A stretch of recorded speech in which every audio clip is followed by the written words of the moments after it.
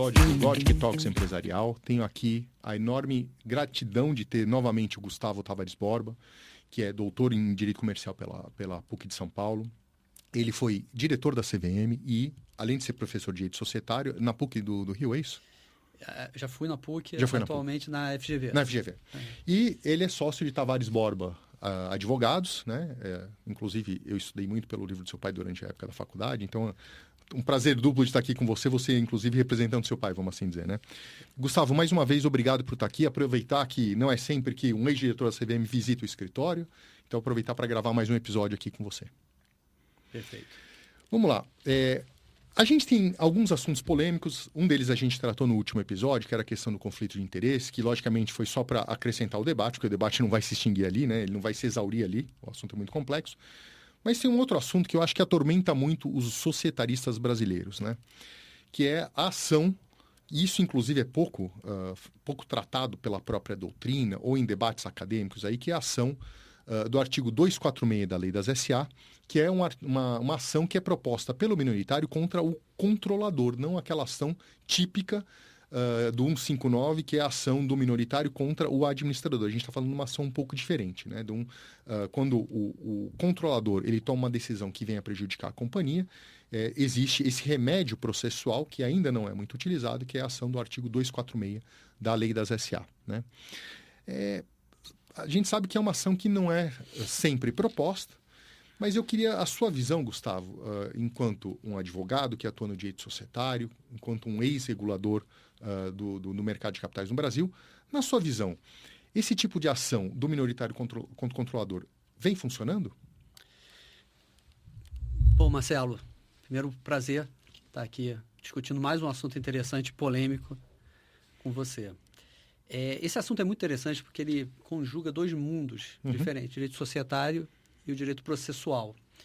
E às vezes é difícil uma pessoa que tenha essas duas especialidades e por isso já é a primeira dificuldade de caminhar nessa questão. E o artigo 246 é um artigo muito interessante, muito bem feito pelo Lamy e pelo Bulhões. Então, o objetivo desse dispositivo é fazer um enforcement privado das regras de proteção dos minoritários. Você não adianta ter regras muito boas na lei, e realmente você tem uma lei muito primorosa, que é a Lei 6385, mas se você não tiver mecanismo de fazer aquelas regras genéricas previstas na lei serem efetivamente aplicadas, ou seja, um enforcement privado, você não extrai o que a lei tem de bom. Então, para você conseguir aplicar aquelas regras que estão previstas na lei, você precisa do enforcement privado. O 246 é justamente isso, é uma forma de garantir que os direitos dos minoritários sejam observados no mundo real. E qual é a lógica da ação derivada do artigo 246? A lógica é a seguinte, o minoritário, porque assim, a sociedade que é controlada, ela dificilmente entrará com ação pedindo indenização do controlador. O controlador pode ter uma operação que extrai, que expropria a sociedade que ele controla, e essa controlada, porque é controlada pelo controlador que expropriou, ela nunca vai entrar com ação contra o controlador, é muito difícil, na prática, isso acontecer. Então, a ideia desenvolvida na lei, não é nenhuma novidade, que em outros países também existe, é que estimular o acionista minoritário dessa sociedade a entrar com ação direta contra o controlador em nome da controlada. Então, é um caso de substituição processual. Ele entra, ele pleiteia direito alheio, direito da sociedade, em nome próprio. Só que o minoritário, se ele fosse entrar com essa ação, ele não teria estímulos para entrar, porque ele entraria com a ação, quem iria ganhar era a sociedade da qual ele faz parte, e o benefício para ele seria apenas indireto. E aí, como que o legislador equacionou isso? Vamos criar um prêmio. Então, assim, o prêmio é um incentivo para que o minoritário faça o enforcement privado. E muita gente fica muito impressionada com isso. Ah, não, mas o cara vai, o sujeito que entrou com a ação, a gente vai ganhar dinheiro com isso? Vai, porque a lei quer estimular ele, e a forma de estimular ele é dar um prêmio por ele ter entrado com essa ação. E, em tese, o sistema é muito bem montado. Você entra contra em nome da sociedade contra o controlador, e se você ganhar, você beneficia a sociedade que você participou, ganhando a indenização, e você recebe uns honorários de 20% sobre esse valor, e o advogado recebe de 20%, você chama o advogado para participar, então ele já tem um estímulo para conseguir um bom advogado especializado na matéria, e o acionista ganha 5% dessa indenização. Então, cria-se incentivos para você conseguir atrair advogados, atrair acionistas e tentar fazer esse enforcement privado dessas regras. E aí, por que não funciona no Brasil? Eu acho que a jurisprudência ela caminhou muito mal em relação a essa ação. Acho que não houve uma compreensão do que era esse tipo de ação e da importância dela para fazer um enforcement privado das regras de proteção dos minoritários. Há muito tempo atrás, teve uma decisão que já foi o primeiro baque, o primeiro balde de água fria. Foi o caso Petroquisa. O caso Petroquisa era uma ação de valor muito alto. Os minoritários entraram com a ação, então investiram tempo. Porque para entrar com a ação dessa, você investe tempo, você investe dinheiro. As discussões são muito complexas, precisa de advogados bons, estudar muito, gastar muito tempo. O processo é longo. E os minoritários ganharam em primeira instância, ganharam em segunda instância, e quando estava no STJ, a companhia foi incorporada pela controladora. E aí a decisão foi assim, zerou, acabou tudo, compensação entre créditos e débitos, não tem nada mais, acabou a ação, acabou o prêmio, acabou os honorários, acabou tudo. Então essa decisão criou um contra-estímulo muito grande a propor uma ação dessa, porque se você faz todo o esforço, detecta uma irregularidade, entra com a ação, consegue decisões favoráveis, em última análise, o controlador pode incorporar e acabar tudo. A jogada societária mata o processo na prática. Uma jogada societária e, assim, o controlador sempre pode, sendo a sociedade, claro, só se for um controlador pessoa física. Aí não conseguiria. Mas o controlador pessoa jurídica sempre vai conseguir incorporar a sua controlada, porque ele decide os dois lados da operação. Então, isso foi o primeiro, porque essa decisão não preservou os honorários, não preservou o prêmio, não preservou nada. E é muito diferente do que acontece nos Estados Unidos, por exemplo. Os Estados Unidos tem alguns precedentes, tem um muito interessante, em que teve uma irregularidade, o acionista minoritário entrou com a ação como ação derivativa, ganhou a ação, mas na hora que foi calcular o prejuízo, não tinha prejuízo. Era uma ilegalidade que não gerou prejuízo. O judiciário de lá, totalmente diferente do que aconteceu aqui, falou assim, realmente não tem prejuízo, não tem o que indenizar, mas tem que pagar o prêmio para o acionista. Então, assim, pela ilegalidade cometida. Pela ilegalidade cometida, porque ele exerceu o dever que ele tinha de corrigir aquela irregularidade através da ação. Então, ele faz jus ao prêmio e estipulou um prêmio para o acionista. Essa compreensão acho que não teve aqui. E mais recentemente teve outra decisão que foi o segundo balde de água fria. Os minoritários, no caso, foi decidido em 2022, se eu não me engano, pelo plenário do STJ, entrou com arbitragem contra a controladora, contra o controlador, e essa ação foi tramitando. 2 ou 3 anos depois, muito tempo depois, não sei exatamente quanto tempo depois, a própria sociedade controlada falou assim, não, eu quero entrar com a ação também. E a decisão, aí tiveram 2 tribunais arbitrais analisando a questão foi para o STJ para analisar qual era o tribunal competente. E a decisão foi que era da sociedade, que a legitimidade da sociedade prevaleceria sobre a legitimidade do acionista previsto na lei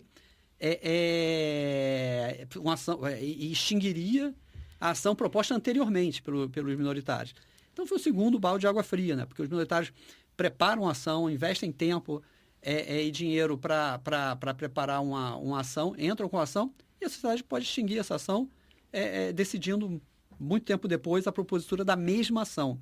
A possibilidade de ter uma satisfação financeira efetiva é próxima de zero, né? E assim, é uma sociedade que é controlada pelo controlador, entrando na ação contra o controlador. Não é realmente a situação ideal por uma ação. A opção da lei, nessas situações, foi a propositura da ação pelo minoritário como substituto processual. Essa é a situação mais funcional. Não é uma legitimidade condicionada, como é na ação contra o administrador. Sim. Contra o administrador tem uma regra diferente. Sim. Você precisa... Ou decidir entrar com a ação e não entrar num prazo certo, ou então decidir não entrar com a ação. Aí ele, exatamente, porque é uma ação contra o administrador, não é uma ação contra o controlador que domina, que tem um poder muito forte sobre a sociedade que ele controla. Então, a interpretação, acho que essas 2 decisões, acho que geraram um desincentivo muito grande a propositura desse tipo de ação. Uhum. E a consequência é que os agentes no mercado de capitais são muito racionais. Uhum. Então, se tem tantos problemas e tantos Pois é. riscos, a conclusão é não ingressar com a ação. Né? Então, assim, na verdade, por uma conta de interpretação, a gente acabou tornando o artigo 246 meio que uma letra morta, né? E a gente sabe que pelos princípios de hermenêutica, se a interpretação utilizada, ela leva ao absurdo, ela é vedada pelo nosso sistema jurídico, né? Enfim, talvez a gente precisasse rever isso, né? Essa maneira de interpretar para chegar a uma conclusão um pouco melhor do que existe hoje pelo Poder Judiciário, né? Na sua visão, como que a gente pode tentar melhorar isso? Será que o PL 2925 ele ajuda a resolver isso? Ou ainda o sistema que é colocado ali, que a gente não sabe se vai ser aprovado pelo Legislativo, ele vai resolver o problema ou não? Nesse ponto em particular, eu acho que o projeto produziria alguns avanços, né, uma vez aprovado. O primeiro ponto, que eu acho que foi bom ficar expresso, é que a venda da ação do acionista que ingressou com a ação judicial, ou seja, a venda do título, né, ação título, pelo acionista que ingressou com a ação judicial como substituto processual, ela não tira a legitimidade dele. Eu acho que é correto, porque o objetivo aí da lei, ele não está preocupado com o acionista, ele está preocupado em garantir o enforcement daquelas regras. E se você tem uma regra que o acionista que entrar com a ação judicial, ele vai ter que manter essa ação durante todo o tempo, é um desincentivo muito grande, né? Porque você vai entrar com a ação e ficar preso durante muitos anos. Eu acho que assim, o objetivo da lei não é o objetivo individual daquele acionista, é o objetivo mais sistêmico de garantir o enforcement da regra. Então, eu acho que essa alteração foi boa. E proteger a companhia, né? E proteger a companhia através do enforcement, né? E garantir a indenização, né? Perfeito. Exatamente. O objetivo não é casuístico ali, individual do acionista. É um objetivo amplo, né? Um interesse amplo que ele busca através dessa regra de substituição processual. O segundo ponto, que acho que também foi bem no projeto, é que prevê que se a ação, justamente para endereçar essa questão da última decisão a que eu me referia, se os acionistas entrarem com a ação como substituto processual, aí a lei deixa expresso que a sociedade não pode entrar com essa ação. Então, acho que isso também é uma alteração legislativa para corrigir uma externalidade decorrente de uma decisão judicial. Ou seja, que tenta corrigir o que ficou estabelecido na decisão do STJ. E vai pacificar a questão da dispendência aí, e aí a gente não ficar dependendo de uma interpretação pelo Poder Judiciário, mas sim olhar simplesmente o que a lei determina. Né? Exatamente. E outra coisa, outro movimento positivo da lei é que se houver transação, tem que ser endereçada a questão do prêmio. Então, acho que também, porque assim, o prêmio é o mecanismo pelo qual o enforcement é feito. Então, você tem que preservar o prêmio, porque senão o sistema não funciona. O incentivo econômico é a base de tudo aí, né? O incentivo econômico é a base de tudo. Isso resumiu a questão. Exatamente. E aí o PL 2925 ele vai preservar isso também, né? Além do PL 2925, você teria alguma sugestão pessoal, algo que você acha que deveria ser feito para melhorar esse sistema? Porque assim, eu vi que você gosta do sistema e eu tendo a concordar. A questão é que a utilização hoje está sendo um pouco defeituosa, infelizmente, por algumas decisões, talvez que não conseguiram aprofundar o debate na maneira necessária, para falar, olha, se eu fizer isso, eu vou matar essa ação do 246, né? Então, pelo lado pessoal, você que já foi regulador, que tem uma experiência enorme com direito societário, o que você faria para melhorar para além do PL 2925?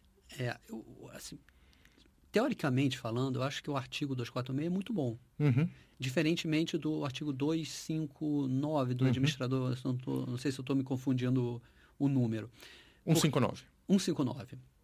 O 159, ele tem muitos problemas, porque ele não tem o prêmio, então você entra com a ação, mas tem o ônus de perder a ação, de pagar honorários, e o benefício não vai ser para você, não vai ser direto, vai ser para a sociedade. Então, na modelagem do 159, ele não funciona. Ele não é um bom dispositivo. O 246, eu acho que o dispositivo, em tese, ele é muito bom. Ele endereça tudo de forma objetiva e muito bem equacionada para garantir esse enforcement privado, criar estímulos econômicos para que os minoritários ingressem com a ação, ele é muito bem estruturado. Então, acho que realmente não precisaria. Mas a realidade, né? A realidade se impõe, né? Então, assim, diante da realidade, acho que vai ter que ter alterações para reafirmar o que ele já afirma e tentar, assim, evitar essa jurisprudência que parece não ter compreendido a natureza do dispositivo, né? O objetivo, a sistemática que ele utiliza para garantir esse enforcement privado. Perfeito. A gente tem um pouco que avançar sobre esse aspecto, até porque, de novo, tipicamente a Companhia Aberta Brasileira tem um controlador definido. Não ter um controlador definido no Brasil é uma exceção, né? A gente fala muito em companhia pulverizada, mas a gente não tem muita companhia pulverizada no Brasil. Então, esse mecanismo ele precisa ser, talvez, ou aprimorado, ou melhor, mais bem interpretado, vamos assim dizer, para que exista uma satisfação verdadeira, né? É exatamente isso. Bom, mais um assunto aí polêmico, né? Espero que vocês tenham gostado do episódio. Gustavo, mais uma vez, obrigado por você participar do Godic Talks Empresarial. Por favor, nos sigam nas redes sociais, deem um like no episódio também e até o próximo episódio. Obrigado pelo convite, Marcelo. Um grande abraço. Tchau, tchau. Até a próxima.